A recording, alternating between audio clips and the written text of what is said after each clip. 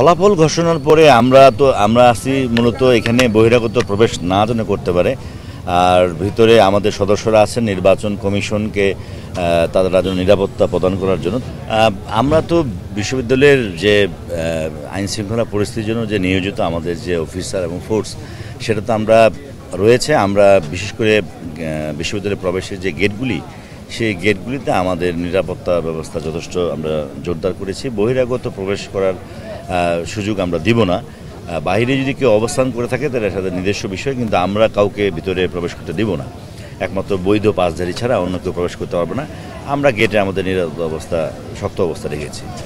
ফলাফল ঘোষণা হওয়ার পর এক ধরনের শঙ্কা প্রকাশ করছেন অনেকেই যে এক ধরনের বিশৃঙ্খল পরিস্থিতি তৈরি হতে পারে। সেক্ষেত্রে হোক বা না হোক আপনাদের প্রস্তুতির যদি বলতে এক্সট্রিম মশার কয়েল প্ল্যান্ট ফাইবার দিয়ে তৈরি, তাই সহজে ভাঙে না, সুগন্ধিযুক্ত ও নিরবিচ্ছিন্নভাবে জ্বলে। ডেঙ্গু চিকুনগুনিয়া বাহি সহ যে কোনো মশার বিরুদ্ধে দেয় এক্সট্রিম সুরক্ষা।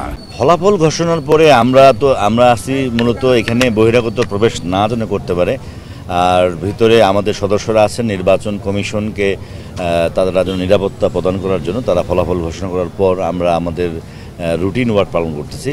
সেক্ষেত্রে আমাদের প্রশাসন আমাদেরকে যেইভাবে রিকোয়েস্ট করবে বা আমাদের যেইভাবে ওনারা আমাদের কাছে মানে আমাদের পুলিশি ব্যবস্থা ওনারা যেভাবে চাবে, আমরা সেইভাবে ওনাদের সাথে কথা বলে আলোচনা করে বিষয়টা আমরা সিদ্ধান্ত নেব। এটা ফলাফলের পর বোঝা যাবে যে আসলে ফলাফল ঘোষণার পর ওনারা যদি মনে করে যে এটা পরিস্থিতি অস্থিতিশীল হওয়ার সম্ভাবনা থাকে, তাহলে সেটা এক ধরনের বিষয়।